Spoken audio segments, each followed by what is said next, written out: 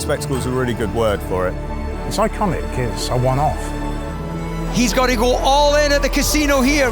The word that first comes into my head is luxury. Everything about Monaco says there shouldn't be a race here. Here come the lights of one of the great tests in all of sport.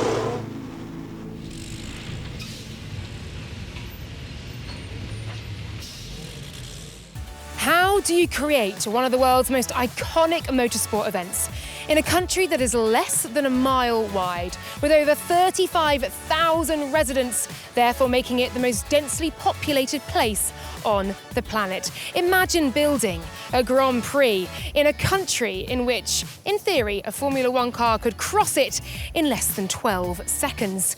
And this isn't just any Grand Prix. This is on real-life public streets in one of the most glamorous countries in the world.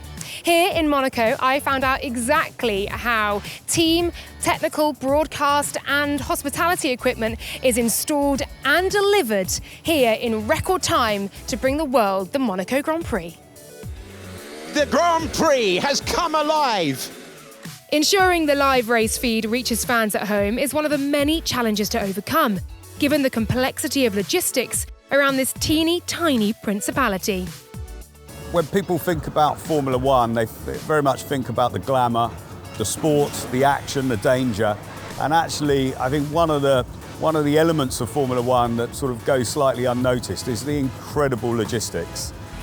We really rely on our partners like DHL to help us with that. We would describe Monaco as being very camera hungry. We would have 30 around the track. We will have 5 handheld roaming cameras in the pit lane. We have 2 roam cameras to try and capture all the sights of Monaco as well. We have a cable camera, we have helicopter, we have pit wall cameras, we have press conference cameras, and we have a lot of special cameras, so we can embed cameras into guardrails, curbs, walls and things like that to really, again, capture the speed and the tight nature of this circuit.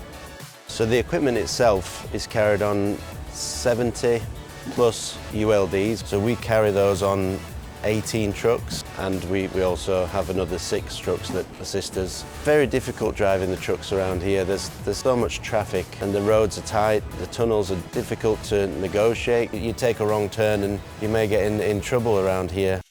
For those lucky enough to be attending the race, expectations are high, both on and off track. Monaco is synonymous with luxury. Home to many successful industry leaders and celebrities, hospitality standards are extremely high. The Monaco Grand Prix is the place to be seen, with VIPs gracing the paddock throughout the weekend. With such a high volume of expectant crowds in such a small space, the pressure is on for Formula One's logistics partner, DHL. When it comes to organising hospitality in Monaco, you really do have to raise the bar. Everywhere you look, everything you touch is luxury. Anybody and everybody could be turning up at our doorstep at any time, so we really do have to plan for all occasions. We have got just over 2,000 bottles of champagne that are going to be delivered to the track this weekend. That's something like 12,000 glasses that we'll be serving. Within the calendar, Monaco is often sort of back-to-back with other races, so it's absolutely imperative that we get the kit that we're using in previous races across to here, on time, intact, so that we're able to set up and stick to the time frames that we need to, which are already quite limited. And then once we're done, it's about how we get packed up really efficiently, and DHL support us in doing that and making sure that we're ready for the next Grand Prix. Fans flock to the Monaco Grand Prix in their tens of thousands to soak up the sun, get close to the action and witness F1's iconic street circuit. The race itself, though, is the result of thousands of painstaking work hours to plan and build one of the most complex races on the calendar. With over 40 years' experience in motorsport operations, DHL had been making F1 races happen for 20 years. Monaco is probably the most challenging logistical problem we have in an F1 calendar. The problems lie due to the fact of its location, the fact that it is Monaco. I mean, you've got a mountain to the back, a sea to the front, and 2 countries either side of it. We deliver to boats, apartments, hotels, garages. Delivering to a boat, if it's not the norm, the guys, if we're carrying stuff on, have to stop, take their shoes off, walk across the gangplank, deliver the stuff, come back, put the shoes on, go back to the truck, get more stuff, go back. So it is unique in that way. Much of the Monaco circuit has changed little in the more than 70 years it has been on the championship calendar. But the same can't be said for Formula One's event infrastructure. As the sport continues to grow and attract fans from all over the globe, navigating and building an F1 circuit there gets harder each year. Over the years, Monaco has stayed the same size, hasn't grown. The event has. When I first started coming here, we had something like 350 trucks. Now it's in excess of 500.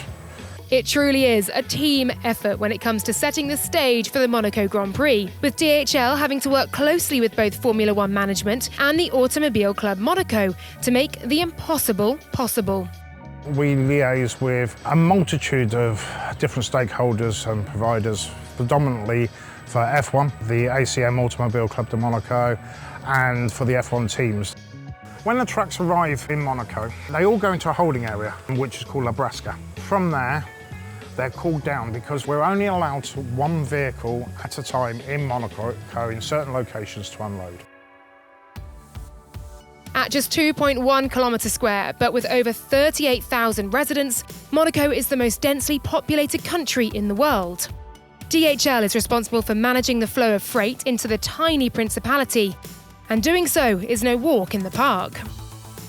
Monaco is the only one race in the European calendar where it's so small that we have to physically park our trucks in different countries. It's a nightmare to arrange it. It's because, of course, we have to park trucks in Italy, in France, that are hours away from the track. So Monaco is a very complicated event.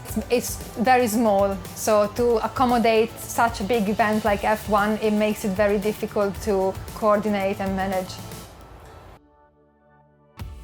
From the checkered flag in Imola to cars on track in Monaco, it's just 100 hours. Most of the trucks came straight here overnight from Imola. The race finished yesterday and they started arriving this morning from about 6 o'clock. There is also probably about 5 or 10 trucks which come from the UK, especially just for this event.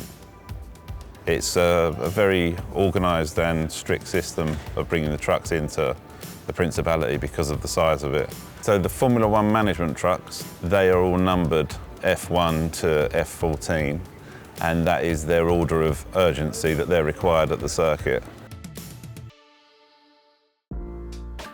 DHL and F1 work closely to ensure the operations and logistics of racing around the world are as sustainable as they possibly can be. With the Monaco Grand Prix freight all travelling by road, DHL have doubled their number of biofuel-powered trucks, from 18 in 2023 to 37 for the 2024 season. DHL as a transport company has a carbon neutral plan by 2050. We try to weave that in with everything we do, from biofuel for trucks, sustainable marine fuel for vessels. We've also gone through a huge transition over the years to move the containers so that they can fit on 777 aircraft, which is more efficient. Sustainability plays a key role in our thinking. I mean, for example, through optimising our packing this year, we've been able to reduce the number of trucks we take into Monaco.